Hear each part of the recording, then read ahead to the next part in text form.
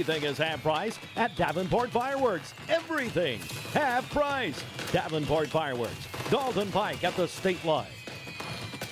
Hey, Andy Morris here. Join me along with my co-host on The Drive, presented by Hardees, weekdays at 5 p.m. on ESPN Cleveland 101.3. Cleveland and Bradley County's local sports show, weekdays at 5 on ESPN Cleveland 101.3. From the Kia of Cleveland Studios, this is ESPN Cleveland 101.3, WCLE HD2 Cleveland, W267BI Cleveland, ESPN Cleveland 101.3. The top of the hour is presented by Best Buy Metals, making the top of your house the best it can be. Visit bestbuymetalroofing.com.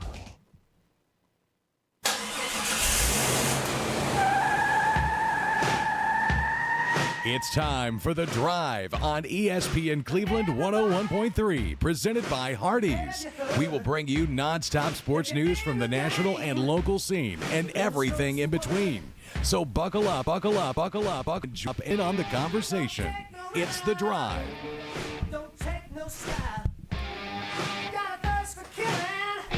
Think about it. You heard them. Buckle up, buckle up, buckle up. It's going to be a bumpy ride on The Drive today. Listen, it is super hot outside, and I'm here for it. Andy Morris here with Jacob Mason, Jim Gum, and you know, we've joked around about Jacob being a part of this show, and excited to have him here. Not only, you know, co-hosting, but operating the board. He is present. Just want to put an emphasis on that today. That Jacob's here. He's got him a cold beverage, and sent me a text earlier, Jim, giving me a hard time because I'm one of these people that give me 100 degrees over 30 degrees every single day, calendar day of the year, because I'm a summertime guy. I love it. I can handle it. Like, don't get me wrong. Like, I know what it's like to be uncomfortable in the heat. Like, I work in it. I do stuff in it. I exercise in it. Today I was out in it pretty much all day. It was originally supposed to be a record high 98. I think we only got up to like 94, I believe. Only. But again, can we say on air what I text you when you sent me that? I said, I'm not a wuss, okay? Like, I can handle it. It's not a big deal. Well, I like summertime. I enjoy being outside. I'm not saying that. I think, to me, though, I can always put more clothes on. It gets so hot that you can't take enough off. Like, it's so hot outside. You just ain't built for it, big money. Hey, I like it. Slim money, excuse me. As long as I'm sitting by a pool or in a pool, but pool water's turned into bath water at this point. It's hot. It is hot. I like warmer weather more than cold weather. I don't like mid 90 degree weather though. There's a threshold that's too hot for me. So I'd rather be a little uncomfortable cold than uncomfortable hot. I'm just like you. I can always put on a jacket. I always put on some gloves or put on a ski hat or something. But I cannot. I can only shed so many clothes. I mean, here I'm sitting here in my Speedo right now as it is. So. I mean, it is a little warm, though. Well, that's the thing. When it comes to the extremes, the extreme winter, the extreme summers, the heat, like I love the heat. I'm fine in it. Listen, I'm showing up to the studio today, suns out, guns out, with the Notre Dame tank on. Yeah, he's got his Notre Dame. I don't want to call it a wife beater, but it's on the verge. You can call it that. We can get Lauren on the phone. She can vouch. No, I'm just kidding. I'm just kidding. But no, like, seriously though, I rushed to the studio today. Was out with the kids today. Did a little swimming. I had a fun day. We're out in it, and I will say this. I put the sunscreen on. I don't like getting burnt. That's one thing when it comes to the heat I don't like. Don't like getting burnt. I'm not like Mason over here who comes back and has got like a shade of tan that I don't think I've ever seen in my life. This young man tans great. Tropic look. Yeah, I burned one time. He tans great. I burned once, and I paid my licking, and then after that, like, I turn darker. Yeah. So it is a blessing. It's funny, like, people talk about me and my sister, like, exact opposites. She did not get that same gene pool, but neither did my wife. But I do. I get tan. So I take that one burning, and then after that, dude, I know people are going to be upset. I don't even really have to put on sunscreen. Yeah, see, my brother's like that. He tans great. My sister, she's opposite end of the spectrum, very fair skin. I'm kind of in the middle. I freckle a little bit, get a little splatter of freckles on there. That sounds attractive, doesn't it? Good thing we're not on the video at this point, because then people will be going, "Oh my gosh!" I won't be coming in Suns Out, Guns Out when we go video, and that is going to happen. Pat McAfee look going on right now. Listen, speaking of Pat McAfee, glad you went there. Uh-oh. So, was watching his show today and interviewed Aaron Rodgers, talked to Aaron Rodgers. Did you hear about this? I did see a headline. It said Aaron Rodgers says this is going to be the last year as a quarterback. Yeah, he was quoted, pretty sure this is it, why we just did a one-year deal. And you talk about that division, the AFC, and it's going to be a farewell tour for him. He's going to see a lot of people that he's played with before, and there's going to be a lot of coverage of Aaron Rodgers, but he says he kind of wants to disappear after his NFL career is over. He doesn't want to be one of these people that remains in the spotlight, doesn't necessarily want to stay around the game for, what he feels like is unnecessary attention. And I think to an extent that's commendable. That's something that is, you can respect that. That's probably what I would do if I had the finances and I had, I didn't have to worry about another paycheck. And I would travel all over. I would travel. I love going to different places.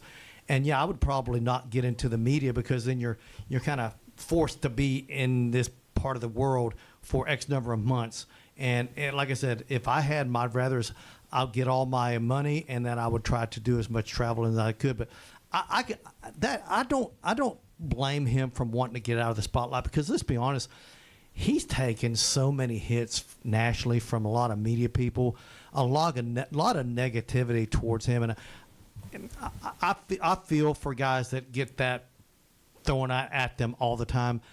And I could see him wanting to get away from it. I really could. He's going to disappear into one of these meditation camps he goes to. Yeah. They brought that up. He literally is going to – I didn't watch – I saw the headline. I didn't watch the interview. But he is going to go to all over the world, and he's probably going to go to all these different meditation places and just be off the map. Like that's not surprising to me. I feel like we've seen this coming. One thing that I hope he does, and again, I'm not placing blame on him. I'm not placing blame on his family, but I hope he finds a good place with his family. I hope they can, because it's been pretty noted that there's a lot of division there. There's no communication. He's kind of cut them out of his life. And his brother, very, very famous in his own right due to the Bachelor that he did, Jordan Rodgers, who was also a former starting quarterback at Vanderbilt. And they were tight growing up. Now they don't talk. And apparently, according to Aaron Rodgers, that was kind of used. His relationship with his brother was used in The Bachelor, in the show, to kind of make an emphasis, a big moment in the show when they did an at-home visit and they had an empty chair that was supposed to be Aaron's chair. And Aaron's like, dude, like no one even invited me to that. Not that I would have came, So I hope that in retirement and a lack of spotlight, they're able to kind of reconcile some differences, because I hate to see a family divided. And, again, not blaming Aaron Rodgers. It sounds like a lot of it is on Papa Rodgers, who's, been trying to. You've got a son in Aaron Rodgers. You try to capitalize off that sometimes. And whatever's went on there, I hope they fix that in his retirement. I'm very lucky. I have a good relationship with my brother and sister. I would hate to have a strained relationship with a sibling. And I don't care how famous you are.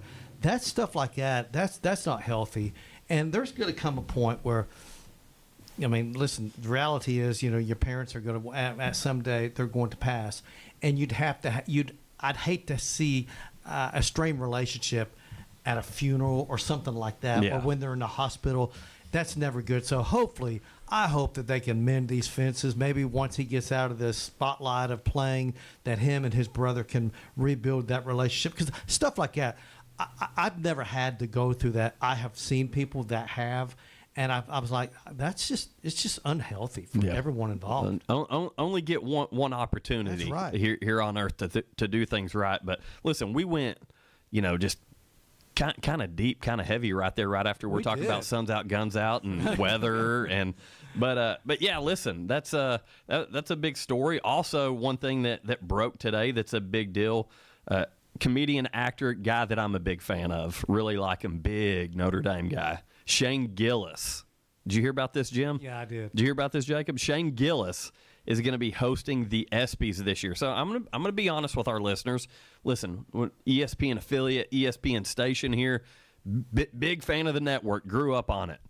I haven't always watched the ESPYs, though, just because kind of we've swayed a certain way in some areas and aspects. And listen, Shane Gillis, you get this guy up there hosting this show, it is going to go off the rails, and it is going to be hilarious. I can't wait.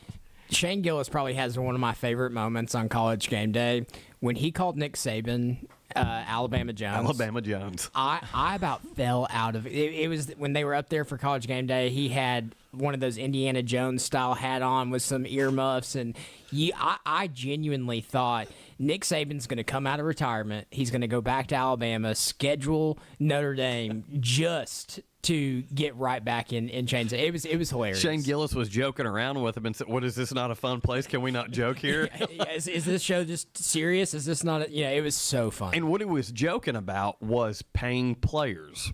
Right. And coincidentally, we've got a guest on today's show. We're going to talk about all that stuff. Yeah, Steve Berkowitz from USA Today. We're going to have him on around 5:20 today. But, yeah, he's all over this kind of stuff. But I remember that. I forgot about that game day. That was one of the, oh, my gosh, moments on game day history. It really was. Now, was that the same College Game Day? So Shane Gillis was on, being the big Notre Dame fan that he was. Was that the same one where Ryan Day got upset when they did the Lou Holtz thing? Was that the same game day? I don't know if that was. Or were those two different ones?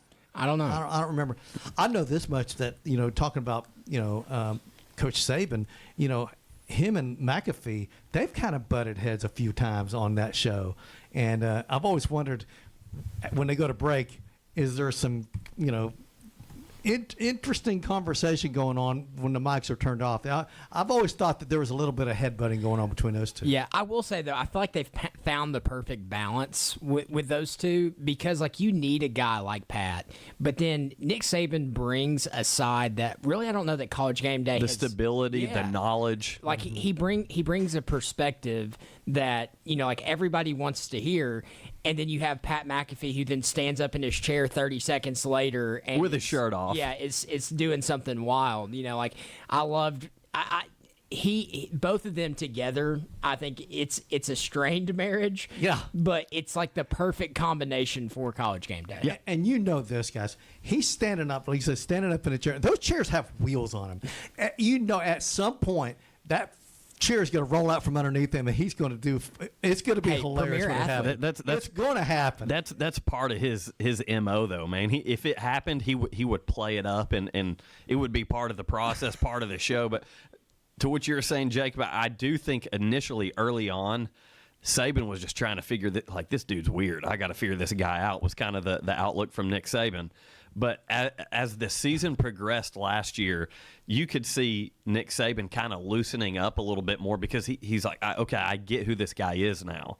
And he made Nick Saban funnier. He made Nick Saban laugh. And there by the end of the season, as we're getting into a playoff like we'd never seen before that we were all excited about, you've got him and Nick Saban hugging on set and stuff, and it was completely different from week one. So last year, the progression of that relationship on College Game Day was really cool to watch, and that's just kind of the person that Pat McAfee is anyway. He brings the fun side out in people. Yeah, I don't know if y'all know this, but Coach Saban got in trouble with the FCC last year because he said too many four-letter words on there. He did. He said some words that they had to reel him back in a little bit and said, "You've got to clean up, Mr. Potty Mouth. You got to clean this up." I think he could handle the fines, though, don't you? Between all those Mercedes dealerships that he owns, and I think he can cover a few of them. But listen, that's what, going back to Shane Gillis hosting the ESPYs, that's what kind of started. He goes, what? Now we're getting an even playing field because the Big Ten can pay players too now. And Nick Saban was like, wait a minute, we did things the right way, and to save face and say, but listen, we know that it's been going on everywhere for a long time, in different ways. Yeah, in different ways. And when we say everywhere, you know what? Maybe I'm just saying maybe when we look at Georgia Bulldogs prior Kirby Smart, maybe it was going on there. Maybe it wasn't. Maybe head coaches knew about it. Maybe they didn't. But to some extent, there was stuff going on with boosters at every school. Exactly. What Jim's saying, everywhere. The boosters do this stuff without the university knowing. You ever seen the movie Blue Chips? Yes, I have. Great movie, by the way. Great college basketball movie. Nick Nolte. And he was Bobby. He was the Bobby Knight of that movie, basically. And he had always done everything right and was getting left by the wayside, a la Dabo Swinney. But Dabo's evolving. Exactly. And was getting left behind. And he was on there recruiting these players. Shaquille O'Neal, Penny Hardaway were a couple of the guys that were on there and with roles. And if you get a chance to watch it, you got some downtime, go watch it. It's a great movie. But he kind of sold his soul to the devil with one of the boosters that started, paying these guys and they were good. They ended up being really good. But the intro to that movie, one of the funniest scenes, talking about getting who was it, the FCC? FCC. Yeah, talking about getting nabbed by those guys. If we played that scene, we'd be off air for good. But the opening scene in the locker room of that movie, one of the most funny things is he completely berates his team for being terrible. But hey, listen, it is 5:15, and we've got a guest coming on here, Steve Berkowitz at 520 of USA Today, college football writer. And this guy is a man who is very, very knowledgeable in the business world of college sports and all the stuff behind the scenes. Excited to have him on the show with us today. With that, we're going to take a quick break, and we'll be right back here on ESPN Cleveland 101.3. The Drive will be back after a quick timeout. Stay tuned for more nonstop sports talk on The Drive, presented by Hardees. When you're craving serious burger goodness, head to Hardees for the all-new barbecued pulled pork Frisco burger. A charbroiled, quarter-pound, 100% Angus beef patty, topped with 16 hours slow-smoked barbecued pulled pork on toasted sourdough. Only for a limited time at Hardees. Get a free pulled pork Frisco burger when you download the app and join My Rewards. See app for terms. Davenport Fireworks has lost their mind. Everything is half price at Davenport Fireworks. Everything half price. Davenport Fireworks, Dalton Pike at the state line. Hip or knee pain holding you back? There's a new reason to feel hopeful.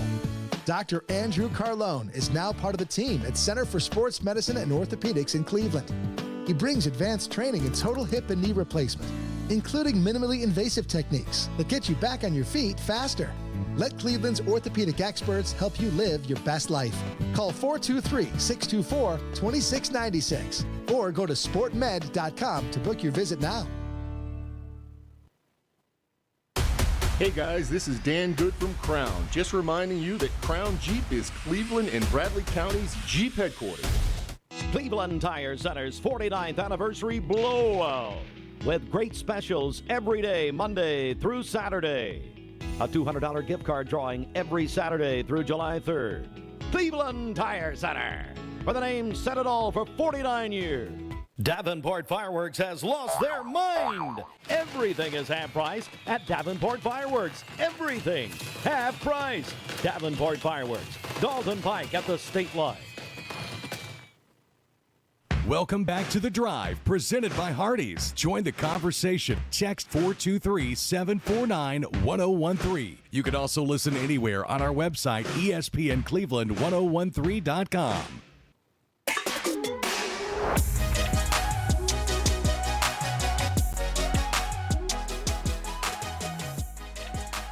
Hey, Duracell in Cleveland is now hiring mechanical skilled technicians, $22 to $27 an hour. Excellent benefits beginning day one.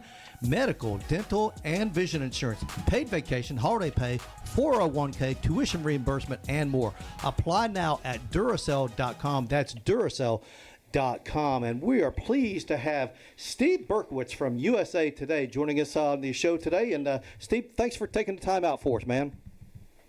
Yeah, happy to do it. All right, first question. I know there's a lot of stuff going on in the world of sports. We're going to get into a lot of things, but what do you think is going to happen with this lawsuit between Wisconsin and Miami for tampering? I would assume that they would figure out a way to settle it in some fashion.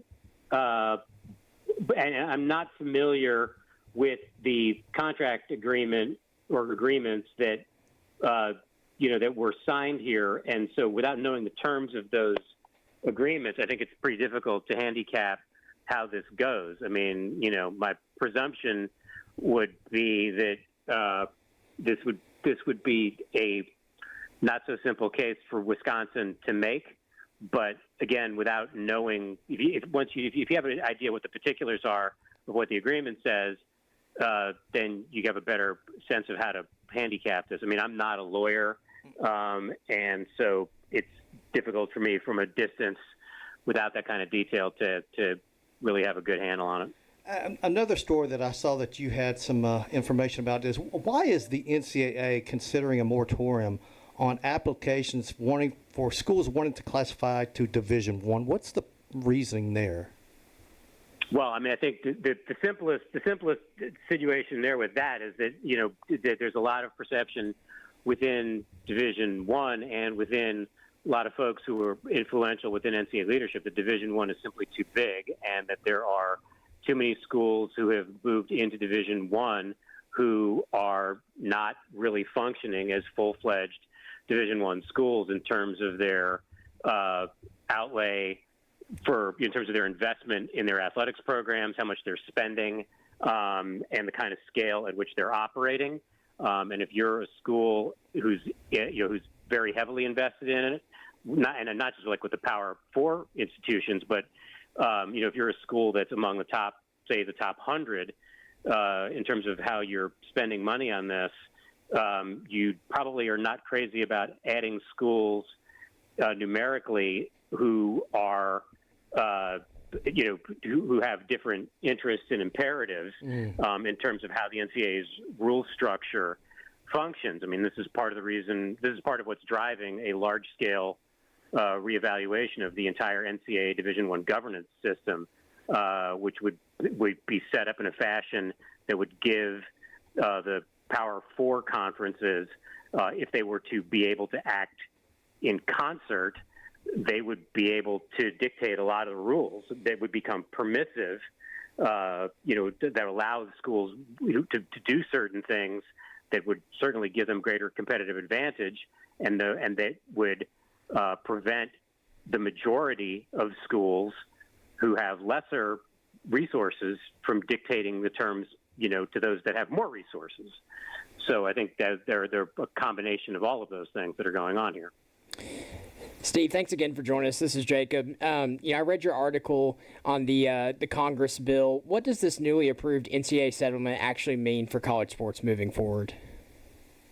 That's sort of like a twofold question here. There are a couple of different things. There are a couple of different initiatives that are working on Capitol Hill, and separately the settlement. So I'm not entirely sure what you're asking me here in terms of on things going forward. Are you talking about the impact of the House settlement, or of the things that are being talked about on Capitol Hill? Let's start with the House settlement. Sure. I mean, with the House settlement, the obvious and basic issue here is that schools are going to be able to directly pay their athletes now for use of their name, image, and likeness. Now, whether or not you view that as a thinly veiled version of pay for play, reasonable people can disagree, but the way the NCAA is structuring this is quite deliberate, that these payments to the athletes are being made in effect for to allow the schools to use the athlete name, image, and likeness in various promotional sorts of ways. That's the biggest thing. I mean, the other things that have come out of the settlement are the lifting of scholarship limits on a sport-by-sport basis going forward, which has been the case now. And there's going to be roster limits implemented in its place, although as a result of a compromise that sort of enabled the settlement to get final approval from the federal judge who was handling the case, there were some adjustments made that would allow athletes who were going to lose their spots because of these roster limits to not count against those limits over the next, during the entirety of their college eligibility. So, for example, if a school had 120 football players on its roster last year, and they were going to have to cut 15 of those players this year because of the terms of the settlement.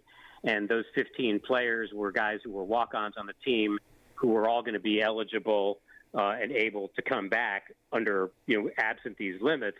The school will still be able to carry those players. They'll carry a certain designation, and those folks would not count against the roster limit as long as they're continuing to play college sports. So there is going to be this sort of 4 to 5 year wind down period. But the flip side to that is that no schools are being required to retain any of those players. So if a school wanted to be at the new roster limit of 105 because they chose that they wanted to go from 85 football players on scholarship to 105 football players on scholarship, which they would be allowed to do since there's no scholarship limit, and they don't feel like they could pay for the additional players, they could cut those players. They would presumably designate those players as people who were cut because of the roster limits, and those people could then go to other schools, be on those teams, and not count against those teams' roster limits. So I know that gets a little complicated, but those are really the three biggest things that are affecting college sports beginning July 1 that are coming out of the House settlement.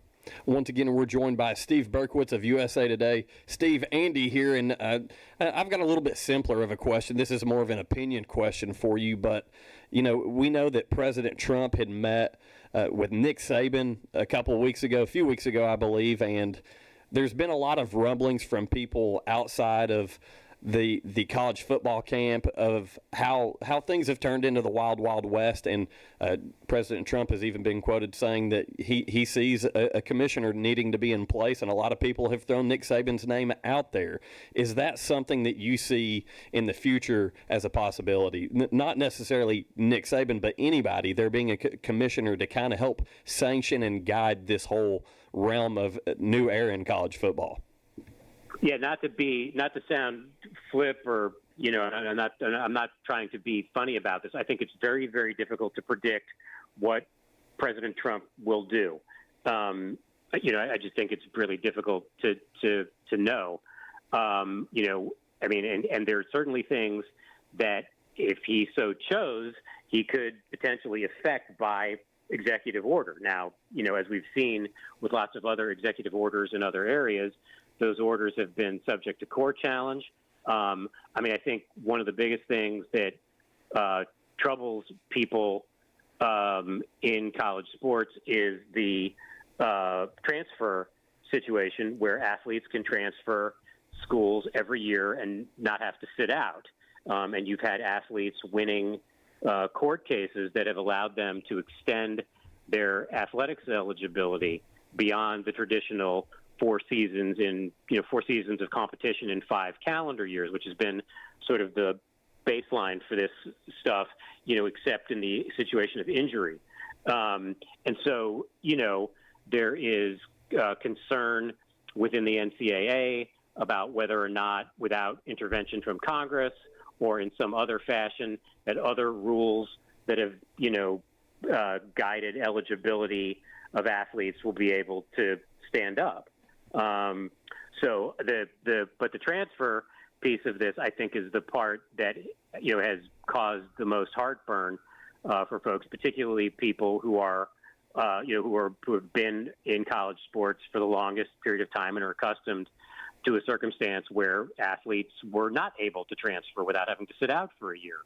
I think that's where all of this lies. That's where a lot of that tension lies, and there are a lot of different potential outcomes or ways to resolve that, up to and including trying to figure out a way potentially to have collective bargaining with athletes. The problem there is whether or not that can be done without athletes becoming employees, and that gets you into a whole other set of questions and issues. Yeah, because if they become employees, they could actually unionize. Is that not correct? I'm sorry? If they were to be considered employees, could they unionize? Yes. Well, yes and no. There are states that have laws against public employees being able to bargain collectively or unionize. That would become a much bigger problem for private schools.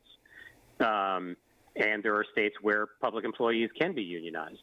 So, there are, again, there are a lot of different outcomes. And this, again, is one of the things that makes that Charlie Baker has spoken about, the NCAA president has spoken about on innumerable occasions, and again is driving why there's the NCAA and the conferences are so keenly interested in getting legislation passed on Capitol Hill, is that you have, lots of different state laws across a lot of different areas that affect college sports, and it makes it very difficult for the NCAA, which is sort of this notion, the whole construct of the NCAA, particularly in major college sports, is geared around this whole concept of a level playing field, such as one exists when you have Alabama competing for championships against Gonzaga.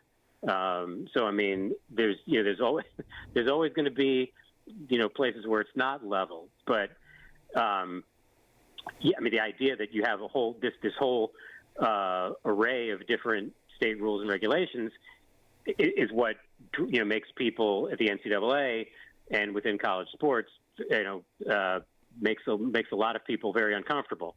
Doesn't mean that it can't function because it has and it is, but that's not the way folks who are running college sports would like it to be. You got schools, and they've got $20.5 million after July 1st. And obviously, we're going to see some schools that prioritize some sports over others. I mean, you've got your football schools, you've got your basketball schools. Will we see a situation where X school will give like 80% of it to football and 20% to the other sports, including the Olympic sports? Or do you think we'll see more of an even keel with some of these schools? I think it's going to be interesting to see how the schools do this.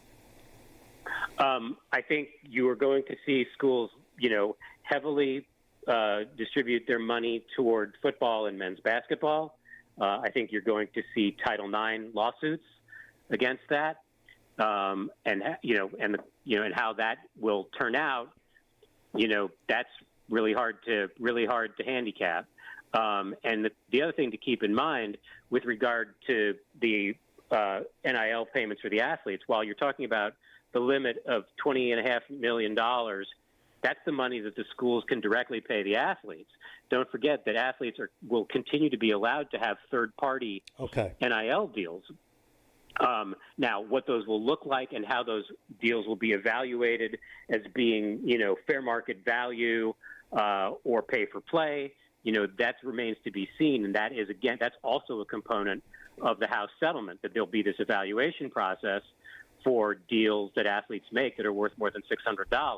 They will be subject to an evaluation for fair market value. And, it'll be interesting to see how collectives, which have been functioning to give athletes money for a variety of different things, how that'll work, as opposed to a circumstance where Cooper Flag has a deal with New Balance,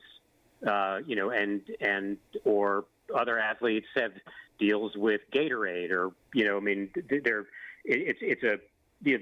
there are two components of NIL, and schools have the ability now within the NCAA rules to help promote and connect athletes with those kinds of third-party NIL deals. So there are going to be multiple ways for schools to facilitate NIL payments to athletes, not just the money that's coming from the school. Let me ask you this. There's been rumors, and this is a little different topic here. There's been rumors over the years that the biggest football schools could actually leave the NCAA and form just a football alliance. What's your opinion of that? Do you believe that's possible? Yeah. I mean, do I think it's possible? Sure. I mean, what does that look like, when you put it all together remains to be seen. I mean, are you going to have the 72 biggest, football playing schools in an alliance that just connects to football, or are those 72 institutions, or however many, you choose, are those schools going to essentially form their own all sport association, Right. or what? A big thing that binds together the NCAA's Division I, as we know it now, is the Division I men's basketball tournament, which is an event that lots of people really like, and obviously generates a lot of money. Now, for the football schools, the college football playoff is going to generate more money than the basketball tournament generates for them. But if you take action that blows apart the current format of the Division I men's basketball tournament, you potentially have some legal issues with this. And, again, publicly, there may be college sports fans who would I'd rather see, an all-comers, men's basketball tournament that revolves around those 72 institutions.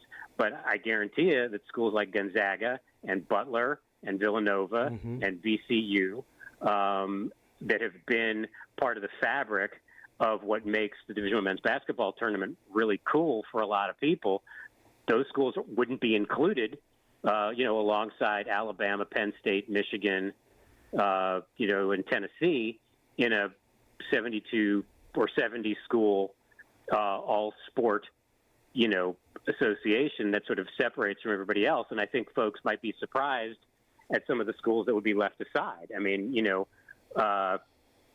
I think there's a lot of concern on the part of schools like Syracuse and Boston College, potentially, schools like Kansas State, that they end up where Oregon State and Washington State have ended up, right? Which is when, all the dominoes fell out of the Pac-12, nobody was interested in working with Oregon State or Washington State. And Cal and Stanford, which have been bellwether programs nationally, for a long, long time, were left in a very difficult competitive and negotiating position to get their slots in the ACC. There are a lot of different things. But do I think that could happen? Yeah, absolutely. And I think the place where you're going to potentially see this is where you're going to potentially see this the demarcation point is down the road, like 4 or 5 years, when all of these conference television agreements and the NCAA's television agreement for the men's basketball tournament start to come up. And that's all happening in the early 2030s. Wow. It's not that far down the road. No, it's really not. Once again, joined by Steve Berkowitz of USA Today. And Steve, here in our listening area, big audience for the Tennessee Volunteers. And it was no secret nationally what took place with Nico Iamaleava leaving right as spring practice was getting started. And everyone's very well aware at this point of that whole debacle up in Knoxville and him going to UCLA. Do you foresee a point where the transfer portal becomes more limited with per se the time span of the portal when these athletes are able to make these moves? Because it's specifically Tennessee, it's put them in a spot. It worked out. They kind of did a swap with UCLA, getting Joey Aguilar to come over, but he's got a very limited amount of time to not only learn the playbook but take snaps, missing an entire spring practice. So what's your opinion as far as the possible the transfer portal being limited as far as opportunities that students have to go to other schools?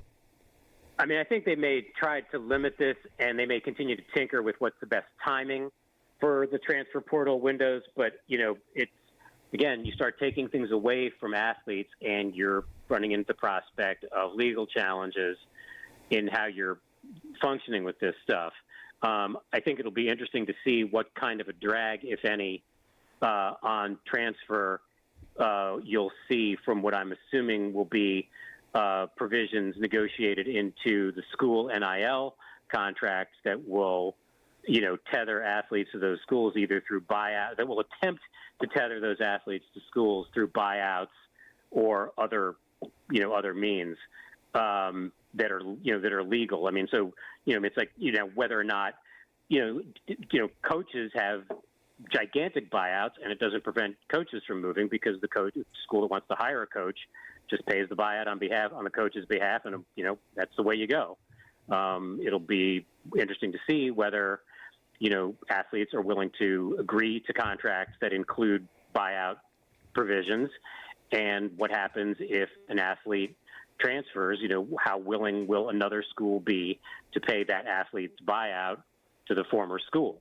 So, I think you're going to. There are quite a few factors here that could play a role in how the transfer portal, how the athletes' transfers functionally work going forward. Steve, we appreciate your time, man, and hopefully we can catch up with you down the road. Sure, happy to do it. I appreciate you having me on. All right. Steve Berkowitz from USA Today. And interesting stuff there.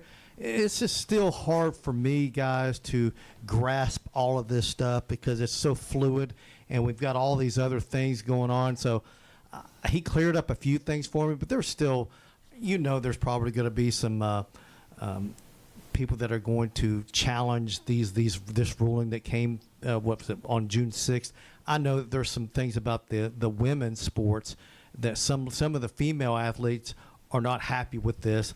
I don't know. There's such a lot of various things that could happen. Yeah, well, the biggest thing is because it's uncharted territory. This is all new. We've never seen anything like this. And you talk about female athletes, and that's one thing that, the older I've gotten, the more of an advocate and more of a supporter I am of Title IX and female athletes. And that's something that, just to kind of get into a whole nother thing, it's important that we protect women athletes. They need to have opportunities. I'm also level-minded enough to know, especially like you talk about the professional level, the WNBA, the NBA, like as far as like pay, like it makes sense. Your revenue, what you're bringing in, is going to affect how you're paid. But as far as college and high school athletes go, we've got to protect female athletes because they deserve the same opportunities. And that's where I do hope with all of this. Obviously, football is its own thing in the sports world of college. Football and high school. Football produces a lot more money than everybody else, and a lot of schools survive because of the football programs. And I can understand as far as NIL deals and athletes getting paid, like there's got to be some common sense that goes into that. But to go down a whole nother rabbit hole, we got to keep females competing against females. I'm not. Oh, absolutely. I'm not afraid to say that on this show. I've been open about it. I've talked about it with people that have asked my opinion on it, and I'm going to say it on air. Like I think that I've got two daughters. That's right. Exactly. I don't want them competing against boys. Now that's something in the world of wrestling. Unless it's a co-ed sport. Yeah, that's something in the world of wrestling at the youth level you see a lot of because there's not a lot of. Or there weren't. There's starting to be more and more, but there weren't a lot of young ladies. So for opportunities, the girls would have to go wrestle the boys. What I don't want to happen is for my daughters to be playing a sport and a severe injury happen because they're playing against someone who's not a female, who's not a young lady. And that's where Title IX has got to support female athletes, and that's not just on the court, but off the court as well. So I do hope that that's something that's really there needs to be a little bit more of an effort during all this figuring out phase, if you will, to make sure that financially you're not cutting these female programs, to make sure you're not cutting these smaller male programs at certain schools. Baseball doesn't bring in a lot of money. Wrestling doesn't bring in a lot of money at certain schools. Mm-hmm. You've got to protect those programs so they're not left behind. Yeah, and something else, it's going to be interesting how it all works out because, in my opinion, college like sports that are more Olympic geared, that's like their training grounds. We pluck a lot of college athletes to send to the Olympics every 4 years, for those things. If those start getting defunded, track and field and like wrestling, what does the Olympics look like? I think about who went and competed for us in the Olympics last summer, and a lot of those were college athletes that played non-revenue sports. Yep. And so, to me, we've got to navigate this right. Yeah. Because we've got to be able to protect those. I do foresee a world where a booster will come in and say, well, I'm going to help the track and field do this X, Y, and Z. And that's happening now already. But I still think we've got to navigate this right because I don't want to show up, 3 summers from now and a bunch of kids have stopped playing X, Y, and Z or stopped doing X, Y, and Z because we weren't willing to, fund their sports. Yep. I agree with you. Hey, before we go to break here, we've got another ticket giveaway for you guys, so make sure you've got those phones ready. The Volunteer Ridipest text line, 423-749-1013. We've got more tickets for the Lookouts versus the Pensacola Blue Wahoo. So, let me get a Blue Wahoo from you, Jim. Let me hear you. Blue Wahoo! That's a good one right there, Jim Gum, baby. Hey, Lookouts Blue Wahoos game is on Wednesday, June 25th. That's tomorrow. For your opportunity to win 4 tickets, once again, text your name and Lookouts to the Volunteer Ridipest text line, 423-749-1013. And we're going to go ahead and head to break. Jim, let me get one more Wahoo from you. Blue Wahoos! The Drive will be back after a quick timeout. Stay tuned for more nonstop sports talk on The Drive, presented by Hardees. Look, up in the sky. It's a bird. It's a plane. It's the Trade-In Man. This is John Davis at Kia Cleveland announcing our summer blockbuster blowout. You don't need to be a hero to pay zero. Zero down. Zero payments this summer. Plus, I need your trade, and I need it today, and I'm willing to overpay. Don't let the credit villains keep you from driving your dream car. At Kia Cleveland, getting approved is a possible mission. Our lenders will say yes to you and yes to your situation. Remember, I'll beat any deal from anywhere in Georgia, Tennessee, or Alabama. Come see me, John Davis, your hero in the car business, at Kia Cleveland on South Lee Highway in beautiful Cleveland, Tennessee, where getting the best deal is as easy as 1, 2, 3. Looking for the dealer who's gonna give you more. Kia of Cleveland Superstore. Example 25K4LX, 0 down, $349 per month for 72 months at 4.9% APR. Negative trade equity may be refinanced, subject to lender approval. Offers don't combine. Expires month end. KiaofCleveland.com. The difference between an average morning and a Hardee's morning is hearty goodness that lasts till lunchtime. Like Hardee's smoked sausage biscuit, split Hillshire Farm smoked sausage on a made-from-scratch buttermilk biscuit. And our Frisco breakfast sandwich with cherrywood smoked bacon or ham on toasted sourdough. Hardee's, goodness in the making. Download the app and join my rewards for special offers. Available for a limited time at participating restaurants. Davenport Fireworks has lost their mind. Everything is half price at Davenport Fireworks. Everything half price. Davenport Fireworks, Dalton Pike at the state line. What if a friend or a loved one was thinking about suicide? What would you say? What would you do? The Tennessee Suicide Prevention Network provides support. TSPN teaches how to spot warning signs of suicide, and we teach you how to do something. Go to tnprevention.org to learn how you can help with suicide prevention efforts. That's tnprevention.org, a public service announcement of the Tennessee Suicide Prevention Network and this station. When you need a new roof, it's all about trust. Your home is too big an investment and you can't afford to make a mistake. Cleveland Plywood has the products and expertise you're looking for. Contractors have trusted them for over 50 years, and they carry only proven products from reputable suppliers like IKO. IKO Cambridge is one of the heaviest weight asphalt shingles you can buy, and their limited warranties are among the industry's best. Protect the investment you've made in your home. Go with the pros at Cleveland Plywood, 2700 20th Street Northeast in Cleveland. Call 472-3357.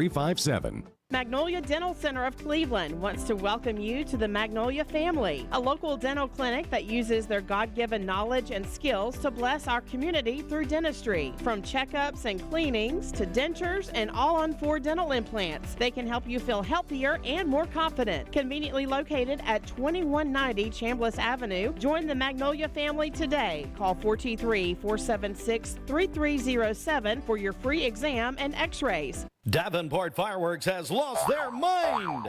Everything is half price at Davenport Fireworks. Everything half price. Davenport Fireworks, Dalton Pike at the state line. Welcome back to The Drive, presented by Hardees. Join the conversation. Text 423-749-1013. You can also listen anywhere on our website, ESPNCleveland1013.com.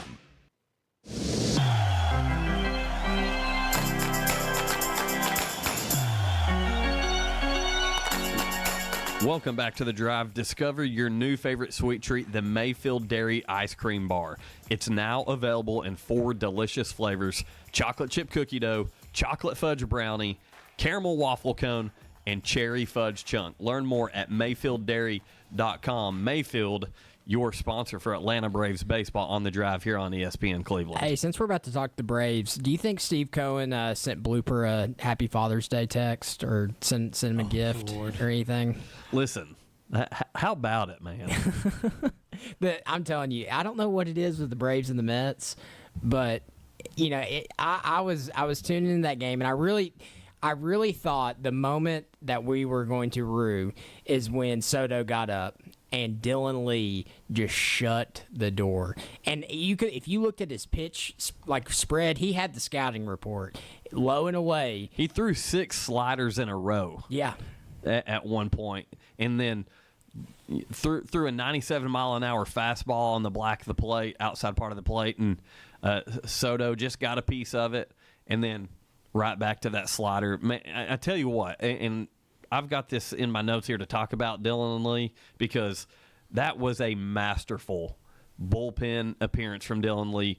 Went an inning and a third, came in. Raciel Iglesias, listen, he's been pitching better, so I don't want to ride his tail too much. But came in, got a couple outs, gave up a couple hits. Raciel Iglesias is not the same lockdown guy that he was a year ago, and for sure 2 years ago. He was probably one of the best closers in baseball over the past 3 seasons. Raciel Iglesias was phenomenal. He's at a point in his career where he's still an effective relief pitcher, but he is not your go-to guy. It is Dylan Lee now, and he proved it last night on the biggest possible stage outside of the Los Angeles Dodgers, going out there and doing it in New York against the Mets, against the highest paid player in baseball in Juan Soto. What a phenomenal job by Dylan Lee. And gets the save. The S word came through after, what was it, 31 games. 31 straight games without a save. So the Braves finally got that monkey off their back. And I just am amazed how Atlanta just dominates that team every year. It doesn't matter what the rosters look like. The Braves own the New York Mets, and it's the darndest thing. I can't comprehend what it's like to be a Mets fan. And you know they have to have that. It's comical. It's got to be in the back of their mind every time. Hey, Jim woke up to Frank this morning. Frank Oh, the yeah. Tank. Oh, he sent me that. Yeah. Oh, yeah. Wow. Does that dude do this all the time? It's just about. He does it every time he plays the Braves. It was like the first thing I looked at this morning. I'm like, I was wore out looking at this dude going off he on freaks the Mets, out for man. old Frank the Tank from Barstool. But So you guys have been talking about him. I'm like, I got to check it. So he sends the link, and I looked at it. I was like, holy Toledo. It's so funny. But, hey, Jacob, do you have a hotkey for a flushing sound? Because that's the New York Mets. The Braves beat the Mets 3-2 last night up in Flushing, New York. Spencer Schwellenbach went 7 innings, 4 hits, 2 runs, 1 walk, 4 strikeouts. Gave up 1 home run to Juan Soto, but Dylan Lee took care of him later in the game when it really mattered. Ronald Acuna Jr., Ronnie Baseball, continues to just be that guy. Had a home run in the 3rd inning, had another multi-hit game. Got a little excited on the base path at one point, but other than that, Ronald Acuna Jr. is back, looks healthy enough to be one of the best players in the game. 396 is his average right now. The All-Star game's, in 3 weeks, I think it is. And so you've got this guy that is just – he has not missed a beat since he came back. He is easily the most feared hitter in this Braves lineup, and there is no way I'm throwing anything close to this guy. I'm going to let him get on base and let someone else. Now, granted, the Braves have been coming through as far as Matt Olson's been doing a really good job, but I'm just not going to let Ronald Acuna beat me. I'm going to make one of these other 8 guys beat me. Just like with the Mets, you can't let Juan Soto Absolutely. be the guy that beats you. Pitch around him, do whatever you got to do. Throw to him, make sure it's nothing that he can take out of the yard. Spencer Schwellenbach, as I said, gave that one up early in the game, and you could tell it was just one that he left over the zone. But talking about Matt Olson also, and Austin Riley, both those guys multi-hit games last night. Yep. So whenever the offense can do that, if you can bridge that gap at the bottom of the order, they just put out the lineup for tonight, and you've got Michael Harris sitting down there at the bottom of the barrel, man. His 221 average. His at-bats have not been quality. And I think I heard a stat, he's not got a walk in over 50 plate appearances. He's not walked. That's bad, man. So if you can give that guy a break, or I don't like the idea of sending Michael Harris down because I don't think his defensive value is enough to justify him not ever getting a hit. But his defense, I still value to an extent that, you know what, give him a day off. Bring him back in the next day, see how it goes. But you've got to try to do something to reset Michael Harris because we've seen him be successful with the bat. He's just not there. He's lost right now. He is very he's not confident at the plate. You can see it. You can see he's not confident, and he's swinging at bad pitches. That's the thing, what you just said. He hadn't walked in 50-some hour at bats. He's swinging at pitches that he should not be swinging at in late June this season. He's really – I don't know. Maybe, you said you don't think we should send him down. Maybe sending him down to Double-A to where gets his confidence by playing against inferior pitching. Maybe get that confidence going. Yeah, just to have some success potentially. Yeah, I was listening to the Braves pregame yesterday. We were sitting here in the studio before I had to record something. And I like the idea, send him on a mini vacation. Don't let him put cleats on. Just get him a complete mental reset because they're going to need him. How many games back are we now, Andy? So right now the Braves in the East are 10.5 games back, and then going over to the wild card. I'll get that 6.5 or 7. I think it is 6.5. Yeah, wild card. The Atlanta Braves are currently sitting at 6 games back. 6 games. Okay. Yeah, 6 even. Yeah, so to me, I something else that I've noticed, it just doesn't feel like in years past. In years past, the Braves look like they have a lot of fun. They look like they're having fun all the time. I don't sense that now. I watched Little Big League last night. We were talking about some old baseball movies, and I went back and watched it, and it just made me remember the whole point of playing baseball is having fun and doing it, but you got to be successful doing it. I think if they can get back into that groove of just being the guys that are out there having a good time and just getting back to what the basis of the game is, then that 10 games doesn't really seem too far back. And you said 6.5 for the wild card. 6 even. 6 even. So to me, they've got to find something. That lower half has got to find something. You've got Ronald Acuna, who's setting the world on fire, but it just doesn't seem like the same. Can you imagine? Yeah, go ahead. I know where you're going with this. Can you imagine if Ronald Acuna, who's leading off for you, one of the most successful hitters in all of baseball, again, we talked about this with Ohtani, is leading off for you. Can you imagine if you had guys at the 8 and 9 spot that are getting on base? Now, Nick Allen's doing his job. I don't think Nick Allen's done terrible. He's at 9, but Michael Harris at 8. Every time Ronald Acuna Jr. comes up, it's for 1 run. It's maybe for 2 there's no one on base. Because there's no one on base. There's something to be said for a solid order, having guys at the bottom of the order that can at least walk and get on base. We've talked about what the Braves need to do at the trade deadline, about maybe getting some other pitching somehow, either starting or relief. Michael Harris, do you think that he's on the trading block? Do you think that he would be? I don't know what his value is right now. I'm just saying, what would your opinion be if the Braves were to let him? I'm not letting him go, but trade him to another organization. I think it's hard because he's got a long-term deal. He's getting paid. So I think that's one of those situations where you're going to have to hold on to him and hope he digs out of it. Here's the thing. I just think he's in a slump. I don't know that I'm willing to give him up because you've got an A-plus defender in center field, but then on top of that, we've seen what he can do. You looked at guys like Drake Baldwin who were on heaters. He's kind of cooled off a little bit. Yeah. That's part of the game. That's baseball. You start going through slumps, and I think he's in it right now. I think they got to figure out how to just make the game fun again and go out there and play like kids, because that's something that I always loved about the Braves. You look at Ronald and Ozzie and all those guys, dude, they're just having a good time. Yeah, they are. But it's hard to have a good time when you're 10.5 games back.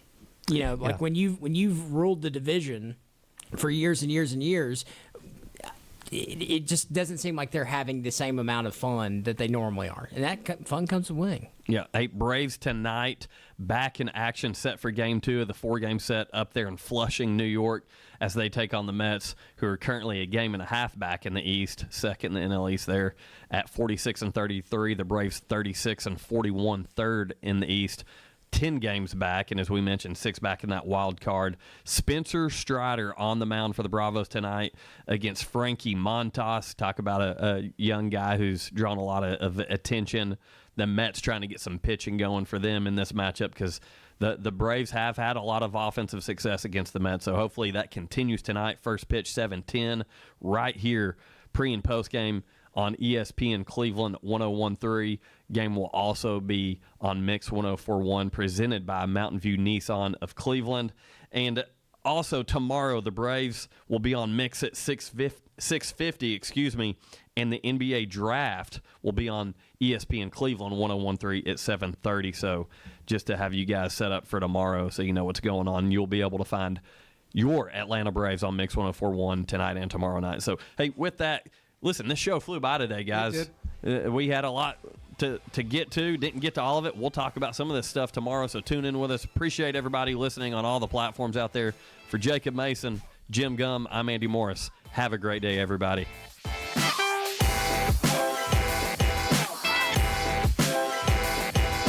It's time for a Don Ledford of Cleveland traffic update on ESPN Cleveland 101.3. Don Ledford Chevrolet Buick GMC, located on North Lee Highway in Cleveland. Or visit donledford.com for details. Don Ledford, where we say yes. It's on-time traffic with Commander Chuck. Good afternoon. A little bit heavy traffic here, right on schedule for this time of the evening on 75 up by East Brainerd Road. Just be careful. Stop and go continues 153 at Gadd Road there in the Hickson area. Lots of radar, at least it was earlier, up to Bradley County, especially 75 passing Paul Huff Parkway. Hey, Rick's Lock and Key, Chattanooga's leading locksmith. If you get locked out sometimes, it's okay. Call Rick's Lock and Key in Chattanooga. That number's 892-1700. Rick's Lock and Key. I'm Commander Chuck with your on-time traffic.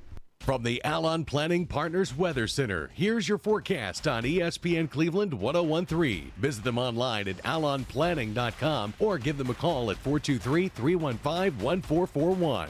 Dangerous heat and humidity across the Tennessee Valley. Heat advisories go into effect later this afternoon and will continue through Wednesday evening. Highs both today and tomorrow will range from the mid to upper 90s. The heat index will be as high as 107, so do what you can to stay cool. Drink plenty of water, limit strenuous activity, and always look before you lock. For the latest, download the Local 3 weather app. I'm Storm Alert meteorologist Clay Smith. Your current Milligan Vane temperature is 95 degrees. MilliganVane.com. Davenport Fireworks has lost their mind. Everything is half price at Davenport Fireworks. Everything half price. Davenport Fireworks. Dalton Pike at the state line. Hardees is hiring. Join the Star Team. Flexible scheduling, daily pay, free meals, 20% family discount plus